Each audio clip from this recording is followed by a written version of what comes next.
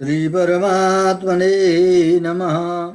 यो ब्रह्माणं विदधाति पूर्वं यो वै वेदांश्च प्रणोति तस्मै तमहदेवम् आत्मबुद्धिप्रकाशं मुमुक्षुर्वै शरणमहं प्रपद्ये।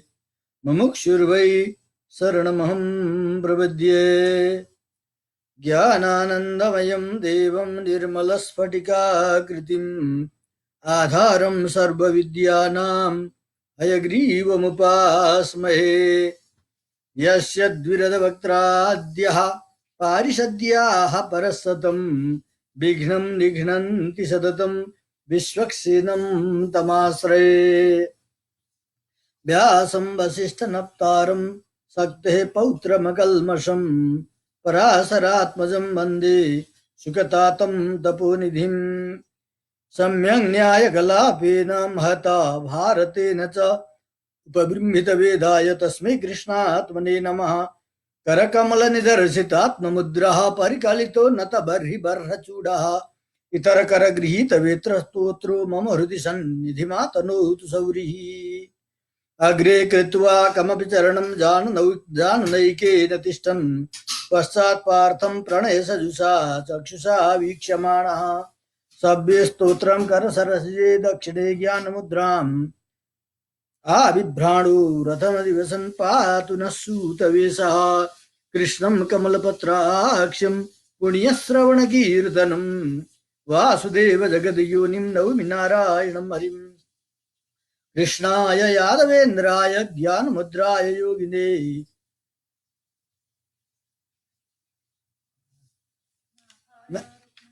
नमो वै ब्रह्मनिधये वासुदेवाय नमो नमः। ओम नमो भगवते वासुदेवाय। श्री गुरुचरणकमलेभ्यो नमः। गुरुर्ब्रह्मा गुरुर्विष्णु गुरुदेवो महेश्वरः गुरुः साक्षात् परब्रह्म तस्मै श्री गुरवे नमः। ध्यानमूलं गुरोः मूर्तिः पूजामूलं गुरोः पदं मंत्रमूलं गुरोर्वाक्यं मोक्षमूलं गुरोः कृपा। यो नित्यमच्युतपदाम्बुजयुग्मरुक्मभ्यामोहतस्तदितराणि तृणाय मेने अस्मद्गुरोर्भगवतोस्य दयैकसिन्धो रामानुजस्य चरणौ शरणं प्रपद्ये। यतिपतिपदभृङ्गं कौशिकाब्धीशचन्द्रं सठरिपुमतसक्तं वादिसिंहार्यभक्तं कमलनयनमार्यानन्तवर्यैकशिष्यं सकलबुधवरिष्ठं योगिराजं भजामि। सकलबुधवरिष्ठं योगिराजं भजामि। कौडिन्यान्वयरत्नभूतममलं रङ्गार्यसेवारतं वन्द्यं वैष्णववंशपद्मविपिने सूर्यं नवं पावनं विद्वश्रीसुखदेवपादयुगलां भोजैकभोग्यं परं वन्दे श्रीः परमं पराङ्कुशगुरुं वेदान्ततत्त्वप्रदम्। अखिल हेय प्रत्यनीक कल्याणैकतान श्वेतर समस्त वस्तु विलक्षण परात्पर अखिलेश्वर श्रीमन्नारायण भगवान एवं यत्र तत्रबाट प्रत्यक्ष कार्यक्रममा जोडिनु भएका सम्पूर्ण भक्त भागवत मण्डलीहरू, आज हामी सन्ध्याकालीन सत्सङ्ग कार्यक्रम स्तोत्र रत्नको आज 14वां दिनको कार्यक्रम लिएर उपस्थित भइसकेका छौँ। आज 14वां दिन 14वां पाठ अब हामी प्रस्तुत गर्न गइरहेका छौँ। हिजोसम्म हामीले भगवानका दिव्य स्वरूपको वर्णन, भगवानका अब अवयव सौन्दर्यको वर्णन गर्न सुरु गरिएको छ। हिजो भगवानको दिव्य चरणारविन्दको दर्शनको चाहना गर्नुभएको थियो स्वामीजीले। भगवानको युगल चरणारविन्दको दर्शनको लालसा विलास विक्रान्त परावरालयम नमस्यत आर्ति क्षपणित कृतक्षणम धनम मदीयम तवपाद पंकजम कदानु साक्षात करवाणी चक्षुषा भनेर कहिले त्यस्ता भगवानका युगल चरणारविन्दको यिनै नेत्रद्वारा साक्षात्कार गर्ने होला। ठिकै छ, भगवानको कृपा भयो भने यही जीवनमा यही होस्, भएन भने वैकुण्ठमा गएर भए पनि मिलोस्, यसरी चाहिँ चित्त बुझाउनु भयो। यसलाई परभक्तिको अवस्था भनिन्छ। दर्शन चाहनाको अवस्था, दर्शनम परभक्ति स्यात्। त्यस पछाडि सङ्गमको अवस्था, स्पर्शनको अवस्था दर्शन पछाडि। परज्ञानम त सङ्गम भनिन्छ। परज्ञानको अवस्थालाई अगाडि वर्णन गर्दै हुनुहुन्छ। त्यस्तो प्रभुलाई मैले कहिले स्पर्श गर्ने होला, कि मेरा शिरमा ती भगवानका चरणारविन्द कहिले लगाउने होला भनेर चाहिँ स्पर्शको चाहना आजको श्लोकबाट, आजको 31वां श्लोक हो। सबै भक्तहरूले 31वां श्लोक पल्टाएर हेर्नुहोला। कदा पुनः शङ्कर रथाङ्गकल्पक ध्वजारविन्दाङ्कुशवज्रलाञ्छनम् त्रिविक्रमा त्वच्चरणाम्बुजद्वयम् मदीयमूर्धानमलङ्करिष्यति।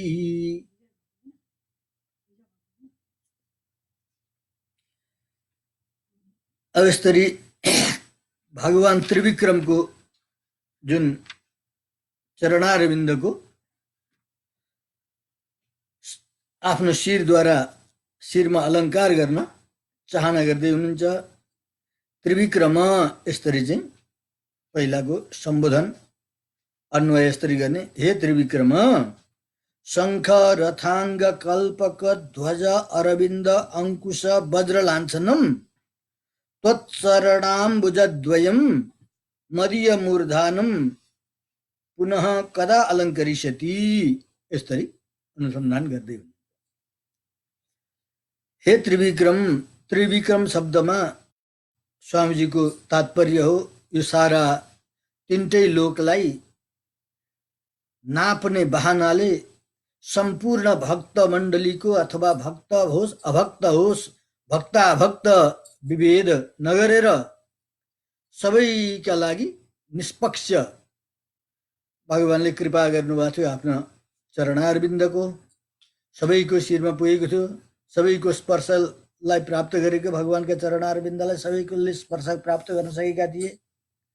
त्यसकारण म पनि त पर्छु त्यसमा भनेर चाहिँ हे त्रिविक्रम, हजुर त्यस्तो हुनुहुन्छ, विभेद गर्नुहुन्न हजुरले आफ्ना भक्तमाथि। हे त्रिविक्रम, हजुरका चरणारविन्दमा कस्ता कस्ता प्रकारका चिन्ह छन् त? भगवानको चरणको ध्यान गर्ने भक्तहरूले यिनै आधारबाट भगवानको चरणमा पाञ्चजन्य शङ्खको चिन्ह छ अरे। शङ्ख भन्यो, रथाङ्ग भन्यो। रथाङ्ग भनेको रथको अङ्ग भनेको चक्का, रथमा गुडाउने जुन चक्का हुन्छ, चक्कालाई रथको अङ्ग भनेर भनिन्छ, एउटा अङ्ग हो। रथको अङ्गको शब्दद्वारा यहाँ चक्काको आकारको चक्रलाई भनियो, सुदर्शन चक्रलाई रथाङ्ग रथाङ्ग भनेर धेरै हाम्रो आचार्यहरूले लिनुभएको छ। शङ्ख भयो, चक्र भयो, र कल्पक भनेको कल्पवृक्ष, कल्प मात्रै हो यसको नाम, तर क प्रत्यय भयो, कल्पक भनिन्छ, कल्पतरु कल्पवृक्ष। अनि ध्वज भनेको ध्वजा भइहाल्यो। यसै गरी अरविन्द भनेको कम्बल, अङ्कुश भनेको अङ्कुश यो एउटा हतियार विशेष हो जो माउतेले हात्तीलाई बस गर्नका लागि प्रयोग गर्दछ, त्यसलाई अङ्कुश भनिन्छ, त्यो भयो। र वज्र, शत्रुलाई प्रहार गर्ने बेला जुन वज्र हो त्यो वज्र आदिका चिन्ह हुन्छन् भगवानका चरणारविन्दमा। त्यही भएर हे भगवान, शङ्ख रथाङ्ग भनेको चक्र, कल्पक भनेको कल्पवृक्ष, ध्वजा भनेको ध्वजा भइहाल्यो, अरविन्द कमल, अङ्कुश र वज्रले लाञ्छनम भनेको युक्त भएका यस्ता चिन्हावलीद्वारा सुसज्जित त्वच्चरण अम्बुजद्वयम, हजुरका चरण रूपी कमल अर्थात् चरण कमल द्वय, दुईटा चरण रूपी कमल, हजुरका युगल चरणारविन्द मदीय मूर्धानम मेरो शिरमा कदा पुनः अलङ्करिष्यति, फेरि कहिले अलङ्कृत हुने होलान्, अर्थात् मेरो शिरलाई कहिले चाहिँ सजाइदिने होला, अर्थात् हजुरका युगल चरणारविन्दलाई मैले कहिले शिरमा राख्न पाउने होला। यसरी चाहिँ प्रार्थना गर्दै हुनुहुन्छ। अब यहाँ पुनः शब्द बडा विचित्रले प्रयोग गर्नुहुन्छ स्वामीजीले। पहिला पनि भगवानको चरणारविन्द स्वामीजीको शिरमा परिसकेको हुनुपर्दछ, यसको तात्पर्य हो। हुनसक्छ स्वामीजीको भाव त्यति बेला भगवानले त्रिविक्रम भनेर सबैको प्राणी मात्रको शिरमा बनाउँदा म पनि त कुनै एउटा अस्तित्वमा त थिएँ होला, त्यति बेला पनि भेट्टाएको थिएँ मैले। अथवा हुनसक्छ दिव्य वैकुण्ठ धाममा आफू हुँदाखेरि बद्धावस्थाको अनुसन्धान नगरेर वैकुण्ठ धामकै अनुसन्धान गर्दा उहाँ पनि आफ्नो शिरमा भाग्य हुन्। अथवा यहाँ संसारमा आएर पनि शरणागत भएको दिन आफ्नो आचार्यले भगवानको चरणारविन्द आफ्नो शिरमा लगाउनु भएकै थियो। यी सबै मध्येको कुनै एउटा सम्झिनु होला र फेरि पनि भन्दै हुनुहुन्छ त्यो भगवानका युगल चरणारविन्द कहिले मेरो शिरमा होला। यसको तात्पर्य हाम्रो आचार्यहरू अनुसन्धान गर्नुहुन्छ। जसरी भरतजीलाई छटपटाहट भएको थियो, कैकेयीको वरदान स्वरूप रामचन्द्रलाई 14 वर्षको वनवास राजा दशरथले दिनुभयो। रामचन्द्रको वियोगलाई सहन नसकेर दशरथ महाराजको देह छुट्यो। भरतजीलाई बोलाइयो मावलबाट। भरतजीले पिताजीको अन्त्येष्टि क्रिया गर्नुभयो। भरतजीलाई सबैले अब राजा बन्नुपर्छ भनेर विशेष ऋषि वशिष्ठ आदिद्वारा प्रयास गरियो, तर भरतजीले मान्नु भएन। भगवानको रामको राज्य हो, म रामलाई नि ल्याएर राज्याभिषेक गर्छु, म त रामको दास हुँ, मान्नु भएन। उहाँले राज्य स्वीकार गर्नु भएन। अब के गर्ने त, रामजी त जानुभएको छ भने म फर्काएर लिएर आउँछु भनेर सारा सेनालाई साथमा लिएर, गुरु वशिष्ठलाई पनि साथमा लिएर, सब अयोध्याका प्रजालाई लिएर गएर यतिका गएर भगवानको अगाडि गएर भगवानसँग पुकारा गरेपछि कसो भगवान नफर्किनु होला त भन्दै जानुहुन्छ। जाँदाखेरि बाटामा के सोच्नुहुन्थ्यो अरे भने, अहिले यहाँ स्वामीजीले कहिले चाहिँ ती भगवानका युगल चरणारविन्द फेरि मेरो शिरमा पर्लान् भने जन अनुसार यावत् न रामं द्रक्ष्यामि लक्ष्मणं वा महाबलं वैदेहीं वा महाभागां न मे शान्तिर्भविष्यति। जब तक म भगवान रामचन्द्रलाई, महाबली लक्ष्मणलाई र माता सीताजीलाई, महाभाग वैदेहीलाई जब तक म दर्शन गर्न पाउँदिन तब तक मलाई शान्ति हुँदैन, आनन्द हुँदैन।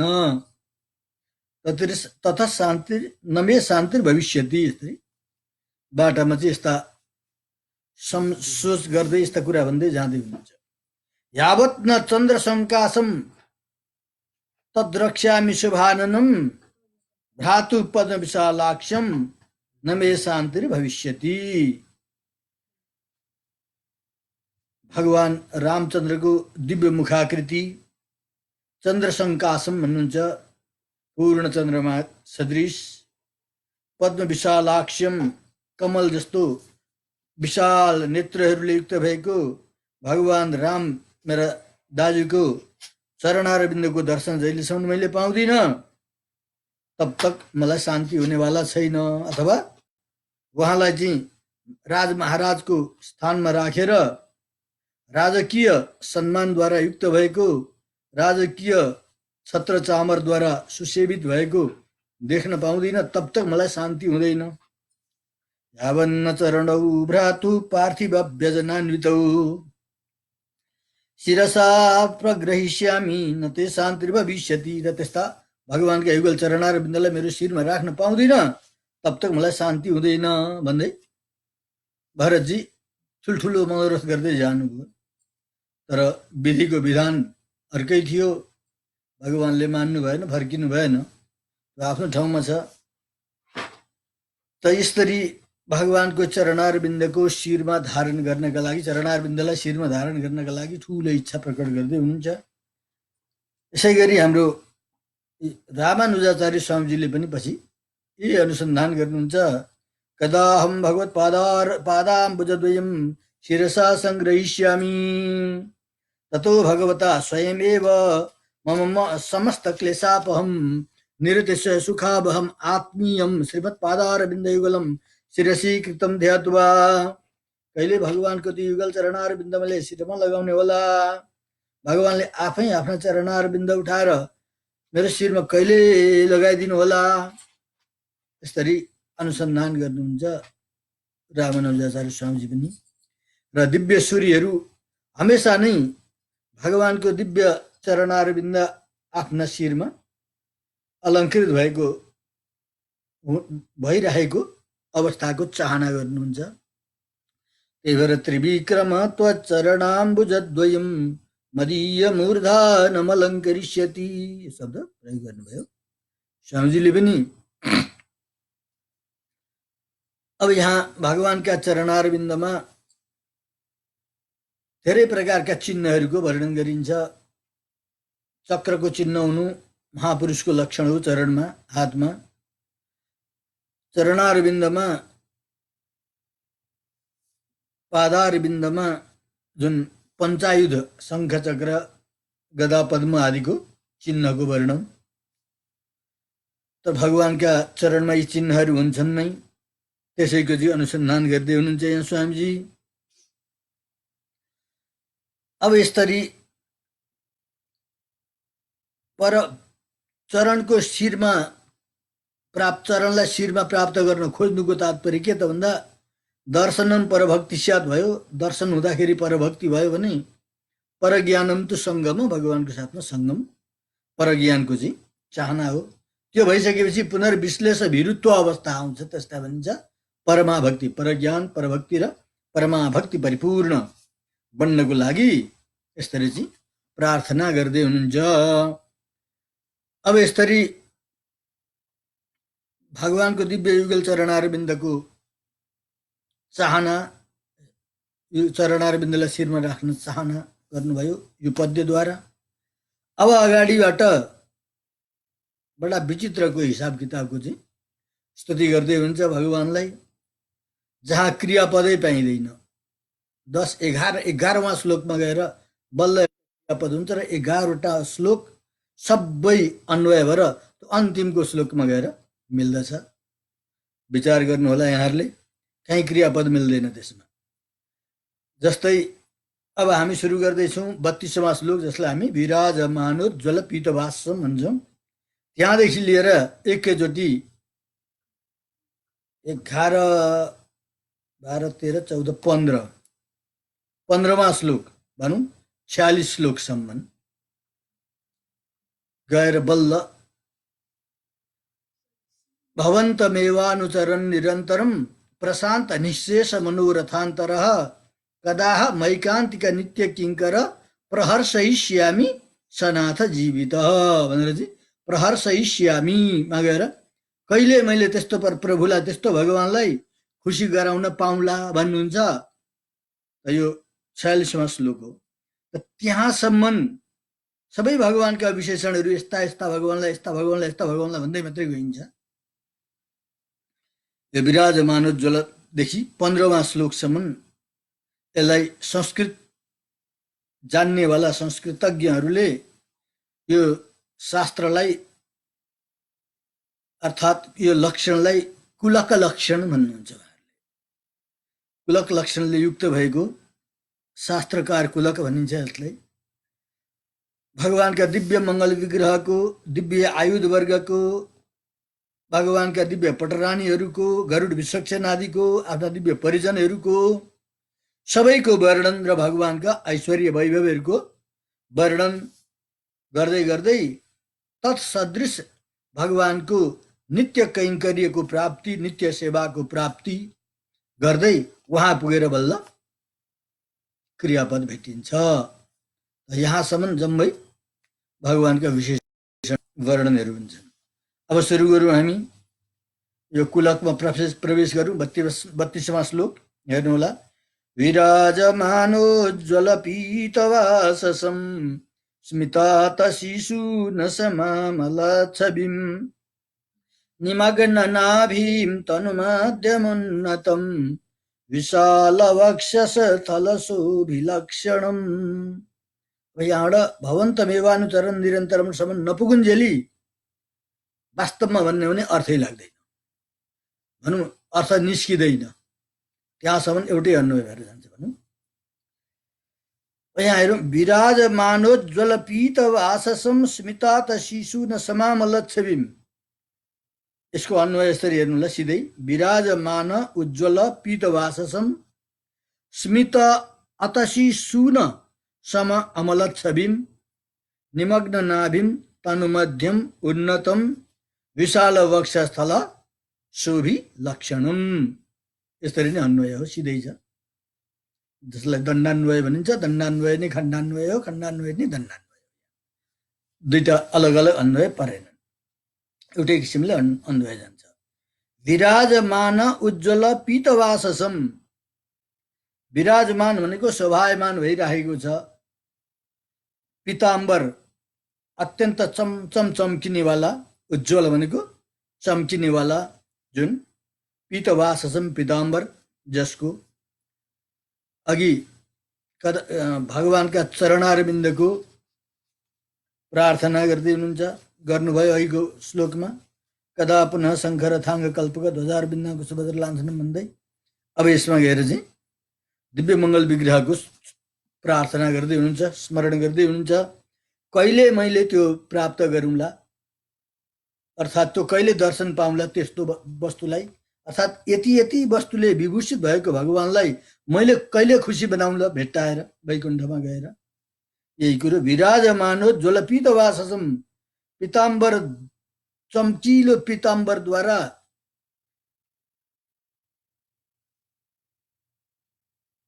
उज्जवल भइराखेको छ गात्र जसको, स्मितात शिशु न, स्मित भनेको भर्खर फक्रिएको, अतसी भनेको आलस को, सुन भनेको पुष्प, सुन प्रसुन पुष्प सबै पर्यायवाची शब्द हुन्। सुन शब्दको अर्थ पुष्प, स्मित भनेको भर्खर फक्रिएको, अतसी भनेको आलसको, सुन पुष्प जस्तो, आलसको पुष्पको जस्तो वर्ण भएको, सम अमल छविम, त्यसको बराबर चाहिँ अमल सुन्दर दिव्य छवि, निर्मल छवि छ जसको, निर्मल कान्ति छ जसको, त्यस्तो। फेरि कस्तो त भन्दा निमग्न नाभिम, नाभि चाहिँ निम्न छ अरे, अर्थात् गहिरो नाभि भएको, ब्रह्माजीको उद्गम स्थल जसलाई हामी नाभि कमल भन्छौँ भगवानको, त्यो नाभि, निमग्न नाभिम गम्भीर छ अर्थात् गहिरो नाभि छ जसको, तनुमध्यम, तनु शरीरको मध्य भाग, शरीर कृश भएको अर्थात् सूक्ष्म भएको, तनुमध्यम, अनि उन्नतम, उन्नत छ, विशाल वक्षस्थल जसको, वक्षस्थल उच्चो छ र त्यसमा चाहिँ विशाल वक्षस्थल शोभी लक्षणम, विशाल वक्षस्थलले सुशोभित भएका आदि इत्यादिले युक्त भएको लक्षणम चिन्ह छ जसको, वक्षस्थलमा जुन चिन्हलाई चाहिँ लक्षण शब्दले लक्ष्म लक्षण सबै चिन्हका नाम हुन्। कुन चिन्ह त भन्दा वक्षस्थलको मुख्यतया श्रीवत्स चिन्ह नै हो। त यी श्रीवत्स चिन्ह आदिद्वारा विभूषित भएको विशाल वक्षस्थल भएका त्यस्ता भगवानलाई भनेर एकैचोटि 46वां श्लोकमा गएर चाहिँ प्रहर्षयिष्यामि शब्दमा उहाँ गएर मात्रै अन्वय हुन्छ, त्यहाँसम्म यसै जाने हो। ध्यान गर्नु होला, बुझिराख्नु होला, कुनै पनि क्रियापद आउँदैन। अब यहाँ पहिलो पाउमा भनौँ विराजमानो ज्वलपित वाससममा दिव्य मङ्गल विग्रहको सामान्य शोभा र अथवा भनौँ पूर्व श्लोकमा चरणारविन्दको शोभाको वर्णन भयो भनेदेखि यहाँ पीताम्बरको शोभा, पीताम्बर भनेको चाहिँ कटि प्रदेशमा हुन्छ, भगवानले कटि प्रदेशमा पीताम्बरलाई लपेट्नु भएको हुनुहुन्छ। त पीताम्बरको शोभा कस्तो छ त भन्दा स्वयं प्रकाशमान भएकोले विराजमान भनियो, उज्जवल भनियो। त अत्यन्त शोभायमान उज्जवल पीताम्बरको शोभा यस्तो देखिन्छ अरे भगवानको अवयव कस्तो छ त, विग्रह कस्तो छ त भन्दा भर्खर फुलेको आलसको पुष्प जस्तो। आलसको पुष्प निलिमाले युक्त हुन्छ, निलो हुन्छ। त्यही भएर भगवानलाई कहीँ कहीँ नील जीमुत सन्निभम पनि भनिन्छ, कहीँ अतसी पुष्प सङ्कासम पनि भनिन्छ, आलसको पुष्प जस्तै।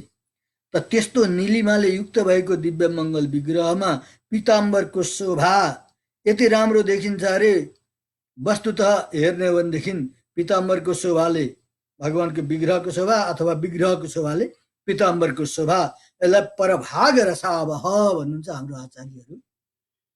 अर्चिरादि मार्ग आदिमा वर्णन गर्दाखेरि 7 प्रकारको रङ्गले युक्त भएको वस्तुलाई परभाग शोभा भनिन्छ। त्यस्तै यहाँ पनि भगवानको विग्रहको अत्यन्त कान्तिलाई यहाँ वर्णन गर्दै हुन्छ स्वामीजी।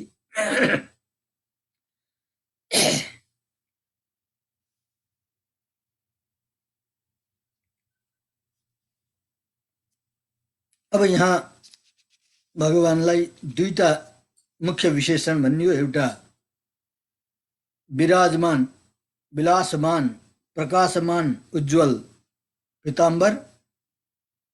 त यहाँ यसले चाहिँ विशेष शोभा प्राप्त गरिरहेको अथवा चाहिँ निलिमाले युक्त भएको दिव्य मङ्गल विग्रह, यी दुईटा विशेषणहरू हुन्। यसमा यो वस्त्र पीताम्बरमा नै दुईटा विशेषण छन्, एउटा प्रकाशमान छ, एउटा सुशोभित गराइरहेको छ। त यो कस्तो वस्त्र हो भन्दा पीताम्बरम भनियो, पीतवाससम भनियो। सबै देवताहरूका एउटा एउटा वस्त्रहरूको विशेषता हुन्छ। शङ्करजीलाई कृत्तिवासा पनि भनिन्छ, कहीँ दिगम्बर पनि भनिन्छ। त्यस्तै कुनै आफ्ना आफ्ना देवताका आफ्ना आफ्ना विशेषण हुन्छन् अरे वस्त्रका। कुनै देवताहरूको नील वस्त्रद्वारा नीलाम्बर भनिन्छ, जस्तै बलरामजीलाई नीलाम्बर भनेर बताइन्छ। देवी आदिको वर्णन भयो भनेदेखि रक्ताम्बर विभूषिता भनिन्छ। यसै गरी भगवानको वस्त्रको नाम हो पीताम्बर। त्यही भएर भगवानको वस्त्र पीतै हुन्छ। यहाँ दृष्टान्त पनि दिनुहुन्छ 2-4वटा वाल्मीकि रामायणमा। एतस्मिन् अन्तरे विष्णु उपयातु महाद्युति शङ्खचक्र गदा पाणी पीतवासा जगतपति। यसरी भगवानलाई चाहिँ शङ्खचक्र गदा धारण गर्नुभएको पीताम्बरधारी भनेर बताइन्छ। त्यसै गरी भागवतमा पनि आउँछ तासाम आविर्भूत सौरिस महिमान मुखामझ पीताम्बरधर स्रग्बी साक्षान् मन्मथ मन्मथ, त्यहाँ पनि पीताम्बरको वर्णन आयो। महाभारत आदि ग्रन्थमा पनि अतसी पुष्प सङ्कास पीतवासा जनार्दन व्यभ्राजत महासभा मध्ये हेम्निवो पहितो मणिः, यसरी पीताम्बर धारिणी भनेर आउँछ। भगवानको दिव्य वस्त्रको विशेषण हो। यसै गरी स्मितात शिशुन शब्द आलसको पुष्प जस्तो भनेर त्यो पनि महाभारत आदिमा नै यसको वर्णन आउँछ। अतसी पुष्प सङ्कासम हार नुपुर शोभितम रत्न कङ्कण केयुरम कृष्णम वन्दे जगद्गुरुम, महाभारत अन्तर्गतको यो कृष्णाष्टक स्तोत्रमा भगवानलाई अतसी पुष्प सङ्कासम भनेर चाहिँ आलसको पुष्प जस्तै भनेर बताइन्छ। त यसरी भगवानको दिव्य स्वरूपको वर्णन। भगवानको निमग्न नाभि मरे, नाभि देश कस्तो छ भन्दा गहिरो छ भन्यो, गम्भीर छ भन्यो, गहिरो छ, गम्भीर छ। दिव्य मङ्गल विग्रहमा भगवानको दिव्य मङ्गल विग्रहमा एउटा शोभा छ, अर्थात् सौन्दर्य छ। त कति राम्रो छ त त्यो सौन्दर्य भन्दा त्यो सौन्दर्य यति राम्रो छ अरे कमनीय छ। कमनीय भएर तरल बनेर अमृतको रूप धारण गरेर भगवानको विग्रहको सौन्दर्य अमृत भएर बग्न लाग्यो। हाम्रो आचार्यहरू यसरी अनुसन्धान गर्नु, भगवानको सौन्दर्य रूपी अमृत जब बग्न लाग्यो, बग्दै बग्दै बग्दै पहाडबाट अलिक अग्लो ठाउँबाट बगेको नदी जसरी तल पुगिसकेर समथर भूमिमा एकछिन अडिन्छ पनि, अथवा गहिरो खाल्टो भेट्टायो भनेदेखि त्यो भरिन्जेललाई त्यहीँ रहन्छ पनि, र धेरै ठुलो तलाउ जस्तो बन्दछ र त्यहाँ चाहिँ एक प्रकारको आवर्त पनि हुन्छ, भोमरी पनि हुन्छ। त्यस्तै भगवानको नाभिलाई भगवानको दिव्य मङ्गल विग्रहको सौन्दर्य रूपी अमृतको जलधाराको वेग बग्दै बग्दै गएर नाभिमा गएर आवर्त भन्यो, भोमरी भन्यो। हाम्रो कुरेश स्वामीजी बडा विचित्रले चाहिँ अनुसन्धान गर्नुहुन्छ। वरदराज स्तव भन्ने ग्रन्थमा भगवानको स्तुति गाउँदै हुन्थ्यो वरदराज भगवानलाई। हजुरको नाभि त यस्तो छ त प्रभु, कस्तो छ? सौन्दर्यामृत रसावह वेगजस्यात् आवर्तस्तव किल पद्मनाभ नाभि। हे पद्मनाभ,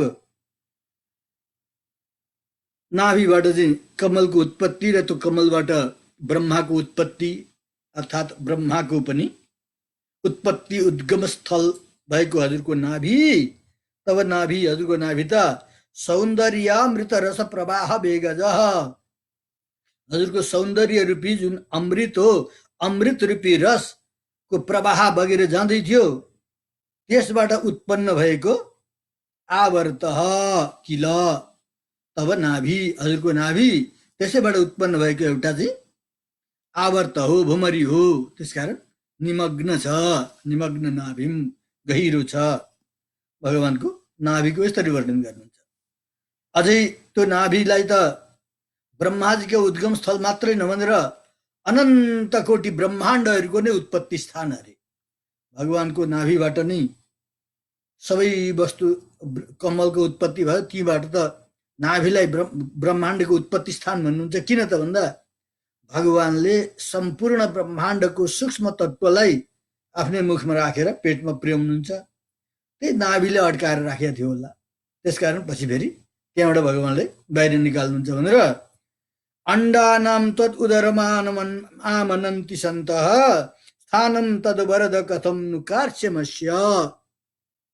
यसरी अनुसन्धान गर्नुहुन्छ वरदराज स्तवमा स्वामी कुरेश स्वामीजी भन्नुहुन्छ। करोडौं करोड ब्रह्माण्डहरूको आश्रयभूत हजुरको त्यो सूक्ष्म नाभि हो। त त्यो नाभि कस्तो छ त भन्दा निमग्न नाभिम भनियो। अनि त्यसैलाई उन्नतम शब्द नाभिसँग पनि प्रयोग गर्नुहुन्छ, वक्षस्थलसँग पनि प्रयोग गर्नुहुन्छ। उन्नतम न उच्च छ न निम्न छ भनेर पनि उन्नतम भनिन्छ। अथवा निमग्न नाभि भनेर कृशोदरम पनि भन्नुहुन्छ। यसरी कृशोदर हुनु, पेट सानो हुनु, कृश भनेको सूक्ष्म, त्यत्रा विशाल ब्रह्माण्डहरू राखेर पनि हजुरको पेट ठुलो, तुन्दिल जस्तो, भुँडेहरूको जस्तो यत्रो विशाल ठुलो हुँदैन, शोभायमान नै छ, सानो छ। यहाँ दुईटा कुरा हुन्छन् अरे। महापुरुषहरूको जुन पेट हो ठुलो भयो भने पनि महापुरुषहरूको लक्षण नै हो अरे, सानो भयो भने पनि महापुरुषकै लक्षण हो। त त्यही कुरो अरू सर्वसाधारणलाई भयो भने सुहाउँदैन अरे। सर्वसाधारणको विषयमा भयो भनेदेखि पेट धेरै लाग्यो भनेदेखि भुँडी मात्रै लाग्छ, पुलटुक्क भएर यसको भन्छन्। ठुला मान्छेको भयो भनेदेखि सम्पूर्ण परिपूर्ण भएको छ, आनन्दले भुँडी लागेको, त्यो अशोभायमान हुँदैन अरे। त्यही कुरो चाहिँ सानोलाई भयो भनेदेखि, सानो भयो भनेदेखि पेट भनौँ अरू व्यक्तिको लागि भयो भनेदेखि यसले कहिले खानै पाएको रहन्छ, मर्दै आँटेछ, यसरी चाहिँ अपमानजनक पनि भन्दछ। तर हजुरको त्यो पेट अस्य कार्ष्यम, यो हजुरको जुन दिव्य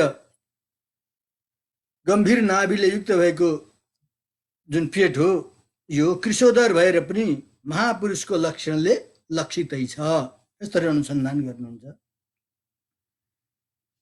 त यसरी हजुरका दिव्य मङ्गल विग्रहको, त्यस्ता दिव्य मङ्गल विग्रहले युक्त भएको र विशाल वक्षस्थल शोभिलक्षणम, विशाल वक्षस्थल जसमा चाहिँ श्रीवत्स चिन्हले सुशोभित छ, त्यस्तो दिव्य मङ्गल विग्रहलाई दर्शन गरेर त्यस्तो विग्रहको चाहिँ अनुचर बनेर कहिले मैले हजुरलाई प्रसन्न गराउने होला भन्दै अगाडि नै चाहिँ अन्वय गर्नुहुन्छ यो पनि। र भगवानको वक्षस्थलमा श्रीवत्स चिन्ह हुन्छ भने मैले अघि नै तमस परमोधाता शङ्खचक्र गदाधर श्रीवत्स वक्ष्या नित्य श्री रजय शाश्वत ध्रुव। यसरी मन्दोदरीले पनि भगवानलाई यो स्वरूपमा देखेकी थिइन्, प्रार्थना गर्दछिन्। तमस परमोधाता अरे भगवान रजोगुण तमोगुणभन्दा धेरै टाढाको वस्तु हो। अझ शङ्खचक्र गदाधर हुनुहुन्छ भगवान। मन्दोदरीले आज भगवान रामलाई शङ्खचक्र गदा पद्म धारण भएको चतुर्बाहुको रूपमा दर्शन पाउँछिन्, परब्रह्मको रूपमा दर्शन पाउँछिन्। भगवानले दर्शन दिनुभयो। बडा विचित्र छ, यद्यपि रामचन्द्रको अवतारको समयमा चतुर्बाहु भएर अवतार लिनुभएको थिएन। भगवान कृष्ण चतुर्बाहु भएर अवतार लिनुभयो। अवतार लिने बित्तिकै माता पिताले प्रार्थना गर्नुभयो, उपसङ्गर विश्वात्म अधोलोकम रूपम अलौकिकम शङ्खचक्र स्थित श्रियाजुष्टम। यी शङ्खचक्र गदा पद्मले युक्त भएको चतुर्बाहु हजुरले उपसंहार गर्नुहोस्, साधारण बालक बन्नुहोस्। प्रार्थना गर्नुभयो। नमन्दै बभुवा प्राकृत शिशु अनि भगवान प्राकृत शिशु बन्नुभएको थियो। तर रामचन्द्रले विचार गर्नुभयो, म चाहिँ यत्तिकै जानु पर्यो, शङ्खचक्र धारण नगरी नै आउनुभएको थियो। कृष्ण अवतारमा किन शङ्खचक्र धारण गर्नुभएको अरे त भन्दा रामचन्द्र हुँदाखेरि त्यत्तिकै आउनुभएको थियो।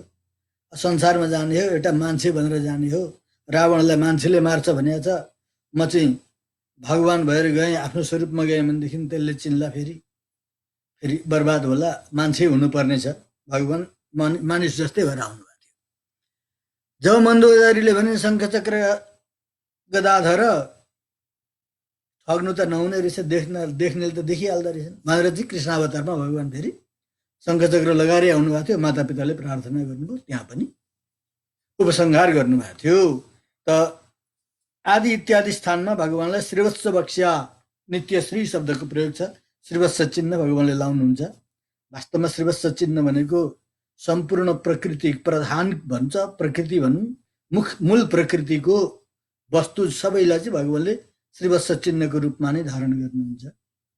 जीव तत्त्वलाई कौस्तुभमणि बनाउनुहुन्छ, प्रकृतिलाई श्रीवत्स चिन्ह बनाएर त्यति प्यारो गरेर राखिछोड्नुहुन्छ।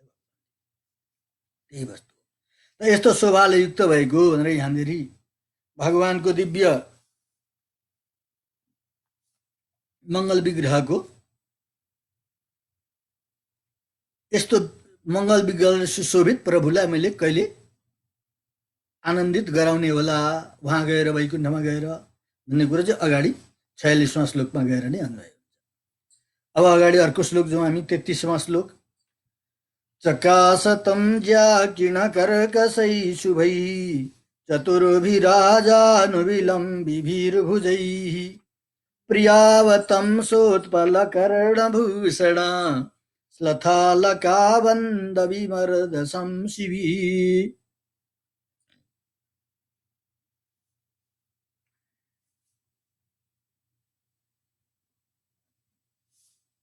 अब भगवानको जुन वक्षस्थलसम्मको अनुभूति भयो, पहिलो श्लोकबाट कदापन शङ्खरथाङ्कल्पकबाट चरणारविन्दको, अनि अहिलेको श्लोकबाट चाहिँ हामीले विराजमान जलपित वासमबाट भगवानको कटी प्रदेश, नाभि प्रदेश, वक्षस्थलसम्मको अनुभव। अब अगाडि गएर भगवानका बाहुस्थलको अनुभव गर्दै हुनुहुन्छ। भगवानका बाहु कस्ता छन् भन्दा चकासतं ज्याकिणकर्कशै शुभैः। यसको अन्वय यसरी गर्ने, आजानुविलम्बिभिः ज्याकिणकर्कशैः प्रिया अवतंस उत्पलकर्णभूषण श्लथालकावन्द विमर्द शंसिभिः शुभैः चतुर्भिः भुजैः चकासतं। यसरी अन्वय गर्ने। आजानुविलम्बिभिः ज्याकिणकर्कशैः प्रियावतंसोत्पलकर्णभूषण श्लथालकावन्द विमर्द शंसिभिः शुभैः चतुर्भिः भुजैः चकासतम। यस्ता छन् भगवानका बाहु। आजानुविलम्बी भी अरे, आजानुविलम्बी भनेको गुणासम्म फैलिएका लामा बाहु छन् भगवानका। अवतार पुरुषका बाहु गुणासम्म हुन्छन्। बसेका बेला होइन, बसेका बेला जसले नै पुर्याउँछन्। उभिएको बेला हात झार्दाखेरि हात चाहिँ घुँडासम्म पुग्नु सजिलै, निहुरिन नपरोस्। त्यो ब्रह्मको अंश हो, त्यो भगवानको अंश हो। कोही महापुरुष पनि त्यस्ता हुनुहुन्थ्यो। अहिले पनि कोही हुनु होला कहीँ संसारमा, त्यस्तालाई महापुरुष भनिन्छ। भगवानका पनि चरणसम्म लामा, घुँडासम्म लामा भगवानका हात थिए अरे। आजानु विलम्बी भी, घुँडासम्म फैलिएका। फेरि कस्ता? ज्या किण कर्कसैही। ज्या भनेको पृथ्वीको नाउँ पनि ज्या हुन्छ, र धनुषमा लगाएको ताँदो हुन्छ, त्यो ताँदोलाई पनि ज्या भनिन्छ। अब यहाँ चाहिँ त्यो धनुषको ताँदोलाई लिएर अर्थ गरिँदैछ। धनुषमा लगाएको जुन डोरी हो, जसबाट चाहिँ बाण छोडिन्छ, त्यसलाई ज्या भनिन्छ। त त्यसलाई खिचेर कानसम्म तानेर बाण छोड्ने गर्दा त्यो डोरी तान्दा तान्दा तान्दा हातमा चाहिँ किण अरे लगभग घाउ भइसकेको, डाम बसिसकेको थियो। त्यसबाट चाहिँ कर्कस बनेका छन्, कठोर बनेका छन् भगवानका बाहु। त्यस्ता बाहुले युक्त अरे। ज्या किण कर्कसैही। फेरि कस्ता त भन्दा, यो चाहिँ हातको हत्केला भरिको भनौँ, औँला भरिका लक्षणहरू भए। अब माथि बाहु कस्ता छन् सबै पूर्ण भन्दा, प्रियावतंस उत्पल कर्णभूषण श्लथ अलकाबन्ध विमर्द शंसिभी। प्रिया भनेकी माताजी महालक्ष्मीजी। लक्ष्मीजीका अवतंस भनेको घाँटी सम्मन झरेका छन् उत्पल र कर्णभूषण, अर्थात् लक्ष्मीजीले कानमा गहना लगाउनु भएको छ, र उत्पल भनेको चाहिँ नीलोत्पल कमलको माला पनि, कमल पनि लगाउनु भएको छ, पुष्प पनि लगाउनु भएको छ। त्यो पुष्प र कर्णभूषण अर्थात् कानका गहनाहरू यहाँ घाँटीसम्म लड्केका छन् अरे, आएका छन्। त तिनीहरूद्वारा र फेरि कस्तो त भन्दा, श्लथ अलकाबन्ध। श्लथ भनेको खुलेको छ, अलक भनेको केश पास, अर्थात् केश खुलेकोले, त्यसद्वारा विमर्द भनेको चाहिँ डाम बसेको छ हातमा। त्यो डाम बसेको कुरो चाहिँ शंसिभी बताउने वाला भगवानका बाहु।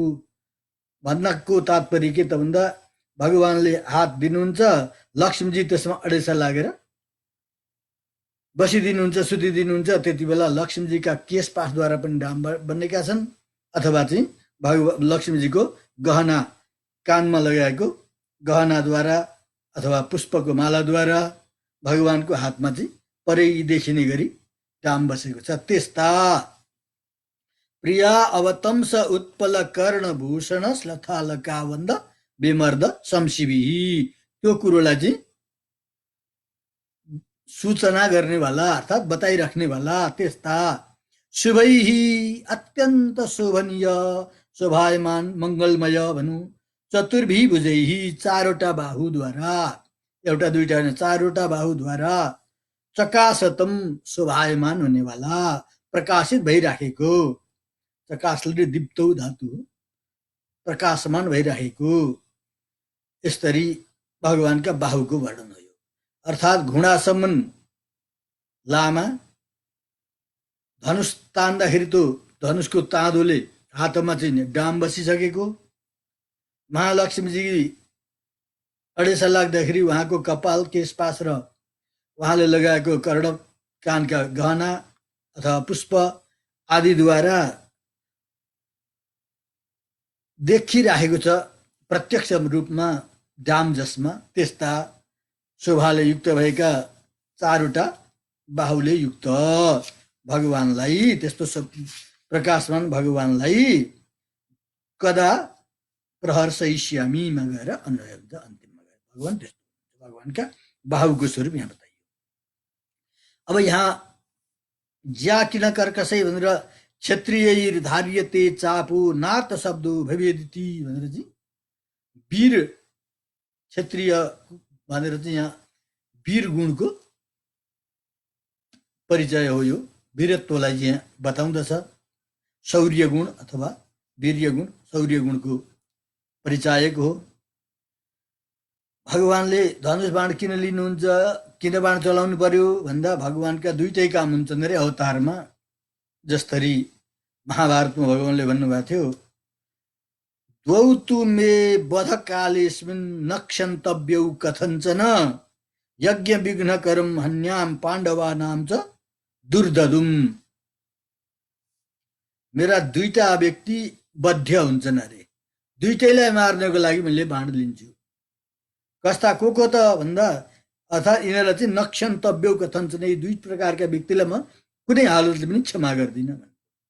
कस्ता कस्तालाई भन्दा यज्ञ विघ्नकरम, जसले यज्ञमा विघ्न गर्दछ, यज्ञमा विघ्न गराउनेवाला, अथवा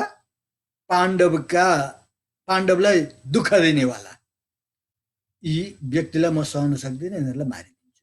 त्यसैको लागि भगवानले धनुष बाण पनि लिनुहुन्छ भनेर चाहिँ महाभारतमा यस्तो शब्द आउँछ। त इत्यादियुक्त प्रकारले भगवानले शत्रुको नाश गर्नका लागि नै सारङ्ग धनुषको धारण गर्नुभएको हुनुहुन्छ। त्यो सारङ्ग धनुष खिच्दा खिच्दा तान्दा तान्दा शरीरै कठिन बनेको छ, हातै कठोर बनेका छन्। यो वीरत्वको चिन्ह हो। अघि भने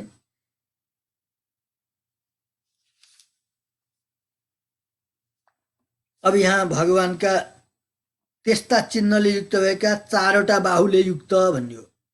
त्यसको तात्पर्य के रहेछ त भन्दा भगवानले एउटा हातले मात्रै धनुष चलाउनुहुन्छ भन्ने होइन, जुनसुकै हातले पनि उत्तिकै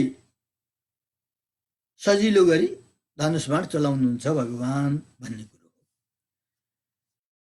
हेर्नु पर्यो। अब यहाँ आचार्यहरूको स्वभावै हुन्छ अवतारका भगवानको वर्णन गर्दै जानुभयो भने परस्वरूपको पनि त्यही वर्णन गर्नुहुन्छ, परस्वरूपको वर्णन गर्दा अवतारको पनि वर्णन गर्नुहुन्छ, जहाँ जसरी पनि बताउनुहुन्छ।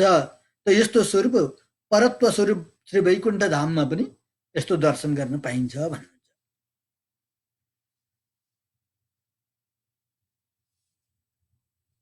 अब भगवानका बाहु चारवटा बाहुको तात्पर्य के त भन्दा आफ्नो बाहुको छारीमा राखेर सम्पूर्ण जीव जातिलाई, जीव तत्त्वलाई संरक्षण गर्ने भन्न खोजियो। अथवा चतुर्बाहुको अर्को अर्थ हाम्रा कविहरूले गर्नुहुन्छ, जस्तै कालिदास आदिले चतुर्णाम पुरुषार्थानाम दाता देवस चतुर्भुज, चारै प्रकारको पुरुषार्थ प्रदान गर्नका लागि भगवानले चारवटा हात लिनुभएको अरे। एउटा हातले धर्म, अर्कोले अर्थ, अर्कोले काम, अर्कोले मोक्ष सबै प्रदान गर्नुहुन्छ। अथवा चतुर्भुज शब्दको अर्थ आर्तयासु अर्थार्थी ज्ञानी, यी चारै प्रकारका भक्तहरूद्वारा सेवा गरिनेवाला। चतुर्भिः प्रकारकैः भक्तैः भुज्यते सेव्यते असौ इति चतुर्भुज। भुज शब्दको अर्थ पालना गर्नु भन्ने अर्थ पनि हुन्छ, भुज शब्दको अर्थ खानु भन्ने पनि हुन्छ, रक्षा गर्नु भन्ने पनि हुन्छ। भुज पालन अव्यवहार यो शब्द हुन्छ। त्यसगरी यहाँ चार प्रकारका भक्तहरूद्वारा सुसेवित पालना गर्नुलाई सेवा गरिएका भन्ने पनि चतुर्भुज शब्दको अर्थ हुन्छ। अब यहाँ भगवानका चतुर्बाहु चारै प्रकारका पुरुषार्थ प्रदान गर्नेवाला भन्ने बित्तिकै परम औदार्य उदार भगवानका चाहिँ हस्तारविन्द भन्ने सुसूचित हुन्छ। एक त वीर्य गुणको प्रकाश गर्यो, अर्को सौन्दर्य गुणको प्रकाश गर्यो, अर्को औदार्य गुणको प्रकाश गरे भगवानका बाहुले। त्यति गुणले युक्त भएका चतुर्भिः चारैवटा। अब यस चतुर्भिः भुजैही भन्दाखेरि चतुर्बाहु भगवान कसलाई भन्न खोजेको त भन्न कसैले भने होइन, वैकुण्ठमा परवासुदेव भगवानलाई लक्ष्य गरेर भन्नुभयो होला, कसैले भने होइन होइन यी अवतार भगवानलाई भने होला। एकचोटि चतुर्बाहु शब्दको धेरै ठुलो चाहिँ गोष्ठी भएछ श्रीरङ्गममा, धेरै आचार्यहरू भेला हुनुभएको। चतुर्बाहु भनेर कुन भगवानलाई भन्न खोजेको? श्रीरङ्गनाथ भगवानलाई भन्न खोजेको हो। जताततै चतुर्बाहुको वर्णन आउँछ। रङ्गराज स्तवमा कति ठाउँ कुरेश स्वामीजीले पनि वर्णन गर्नुहुन्छ। तर रङ्गनाथ भगवानका त दुईटा बाहु मात्रै छन्, कसरी चतुर्बाहु भए भन्दा वैकुण्ठ परवासदेवलाई लक्ष्य गरेको हो भनेर कसैले भन्नुहुन्छ। अब यहाँ चतुर्बाहु भनेर कसलाई भनेको त भन्दा त्यसरी चर्चा चलिरहेको होला, यो सुक्खा विवाद गर्ने जरुरी छैन। चतुर्बाहु भनेको छ भनेदेखि भगवान रङ्गनाथको उत्सव विग्रहलाई सम्झिनु, द्विबाहु भनेको छ भने मूल विग्रहलाई सम्झिनु भइहाल्यो नि, झगडै परेन भन्नुहुन्छ। यसरी भगवानका दिव्य मन्दिरमा चल विग्रह अचल विग्रह यसरी राखिएका हुन्छन्। एउटा अचल विग्रह त्यो कहिल्यै पनि चटपटाउनुहुन्न, त्यहीँ रहनुहुन्छ। त्यहाँ द्विबाहु पनि हुनसक्छ, चतुर्बाहु पनि हुनसक्छ।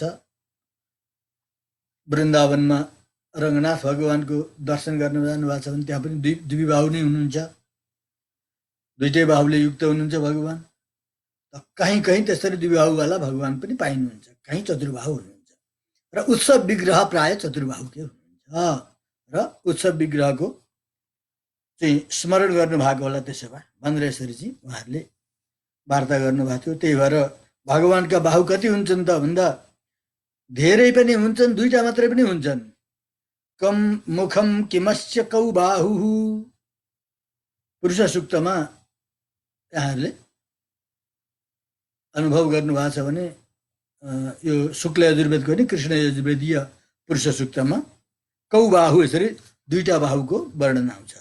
बाहु राजन्य कृत यसरी चाहिँ। अब फेरि त्यही सहस्र शीर्ष पुरुष सहस्राक्ष सहस्रपात, यहाँ हजारौं पनि भनियो। अर्जुनले देखे अनेक बाहुधर वक्त्र नेत्रम, धेरै बाहु धेरै उदर धेरै वक्त्र भएको देखेर डराए। भरे अन्तिममा भने होइन प्रभु म त यो रूप त देख्न सक्दिनँ, तेनैव रूपेण चतुर्भुजेन सहस्र बाहु भव। हे सहस्र बाहु मलाई त त्यही चतुर्भुजै भनिदिनु पर्यो। पहिला पनि कहाँ चतुर्भुज त हुनुहुन्थ्यो भगवान, द्विभुज मात्रै देखाएको थियो अर्जुनले। तर तेनै रूपेण चतुर्भुजेन भन्छन् कृष्णले। चतुर्बाहु नै भएर चाहिँ मलाई दर्शन दिनु पर्यो। यो अनेक बाहुको त मैले सम्हाल्न सकिनँ, यो दर्शन गरेर नसक्ने मैं प्रभु यसरी प्रार्थना। र मुख्यतया भन्ने हो भने भगवानका चतुर्बाहुको वर्णन नै यत्र तत्र धेरैतिर पाइन्छ। जस्तै पुराण आदिमा पनि अथवा भनौँ पाञ्चरात्र आगममा वैकुण्ठे तु परे लोके श्री सहायो जनार्दन उभाभ्याम भूमि नीलाभ्याम सेविता परमेश्वर चतुर्भुज श्यामलाङ्ग श्री भूम्याम स नीलया। यसरी चाहिँ चतुर्भुज श्यामलाङ्ग चतुर्बाहु नै भनियो। यसरी यी संहिता ग्रन्थ हुन् पाञ्चरात्र आगम, जसलाई यो विश्वक्सेन संहिताको श्लोक हुनुपर्छ। अर्को पौष्कर संहितामा पनि चतुर्बाहुकै वर्णन आउँछ। देवो वैकुण्ठनाथस्तु अनन्तासन संस्थित शङ्ख चक्रधरु नित्यम जानुन्यस्तैक हस्तवान अभयप्रद हस्तश्च नीलजीमूत सन्निभ ध्यातवो नित्यलोकस्तो भुक्ति मुक्ति फलप्रद। यसरी भगवानले शङ्ख चक्र गदा पद्म धारण गरेको चतुर्बाहुको वर्णन गर्नुहुन्छ। फेरि अभयप्रद हस्तश्च नीलजीमूत सन्निभ ध्यातव्यो नित्य लोकस्तो भुक्ति मुक्ति फलप्रद भनेर चाहिँ जानुन्यस्तैक हस्तवान भगवानको स्वरूप। यसरी चतुर्बाहुको वर्णन यत्र तत्र पाइन्छ। अब यसै गरी मन्दोदरीले अघि भनेको त सुनिहाल्नुभयो यहाँहरूले। व्यक्तम एष महायोगी परमात्मा सनातन अनादिमध्ये निनो महत परमो महान तमस परमो धाता शङ्ख चक्र गदाधर भनेर यसरी चतुर्बाहु शङ्ख चक्रको धेरैतिर वर्णन आउँछ। यसै गरी अवतार भगवानले लिएर आउँदा पनि चतुर्बाहु नभएको ठाउँमा पनि चतुर्बाहु शब्दको प्रयोग आउँछ र भगवानले चतुर्बाहुको प्रयोग गरेर देखाउनु पनि भएको छ कति कति ठाउँमा। र हामी जहाँ चाहिँ चतुर्भुज भनेर जान्दछौँ पनि यो श्री वैष्णव आचार्यहरूको सिद्धान्त अनुसार भगवानलाई महापुरुषत्व सिद्ध गर्नका लागि चतुर्बाहु यो लक्षणले नै सिद्ध गर्नुहुन्छ हाम्रो आचार्यहरू। र यो चतुर्भुज अथवा महापुरुषत्वको लक्षण जस्तै भगवान रामचन्द्र द्विबाहु नै भए तापनि जब भगवानको राज्याभिषेक गर्ने बेला भयो त्यति बेला वाल्मीकिजी भन्नुहुन्छ चतुर्बाहु नै भगवान हुनुहुन्थ्यो। आजानुलम्बी बाहु स महाभाक्षा प्रतापवान लक्ष्मणानुचरु राम ससास पृथ्वी मिमाम। यहाँनिर भगवानलाई चतुर्बाहु अथवा आदानुबाहु भनेर चाहिँ गुणासम्म बाहु फैलिएका थिए भनेर यो बताइन्छ। आदानुबाहु अरविन्द दलायताक्षम आदि इत्यादिमा पनि भगवानको हात घुँडासम्म फैलिएका थिए भनेर चाहिँ बताइन्छ। प्रियावतम सोत्पल कर्णभूषण। यहाँ अब उत्तरार्धको अलिकति महालक्ष्मीजी महिषीहरूको आलिङ्गनको समयमा अथवा भगवानको बाहुलाई नै तकिया बनाएर लागेको बेला लक्ष्मीजीको जुन पुष्प भयो अथवा चाहिँ कर्णभूषण भयो, कानका गहना भयो अथवा केशपास आदिद्वारा भगवानको बाहुमा डाम बनेका थिए। त्यसैलाई गहना पनि भन्ने गरिन्छ। त यसरी त्यसको सुन्दर छाप जस्तै बनेको थियो भगवानको बाहुमा। यस्तो विलक्षण शोभाले युक्त भएको। अब यसबाट के थाहा भयो त भन्दा भगवानमा प्रणयित्व नाम गरेको एउटा गुण जसलाई श्रृङ्गार रसले भरिपूर्ण भएको मानिन्छ। त्यसै गरी भगवानले दुष्टलाई दमन गर्ने भएकोले यहाँ भयङ्कर रसले पनि प्रश्रय पाउँदछ बाहुमा, जहाँ चाहिँ ज्या किन कर्कसै शुभै भनेर।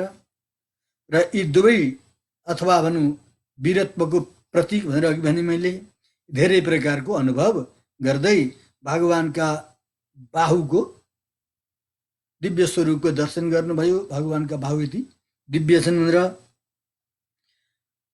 वास्तवमा सम्पूर्ण भक्तलाई रक्षा गर्ने भगवानका बाहु नै हुन्। हामीले अध्ययन गर्दछौँ अर्चिरादि मार्ग आदिमा पनि उभय विभूतिमा रहेका सम्पूर्ण प्राणीलाई आफ्नो छत्र छायामा राखेर छाहारीमा राखेर अभय प्रदान गर्नका लागि समर्थ भगवानका अनेक बाहु भनेर त्यहाँ पनि वर्णन आउँछ। एउटा दुईटाको आउँदैन, त्यहाँ धेरै बाहुलाई चाहिँ एउटा बगैँचामा फुलेका पुष्प जस्तो त्यसरी चाहिँ अनुसन्धान गर्नुहुन्छ।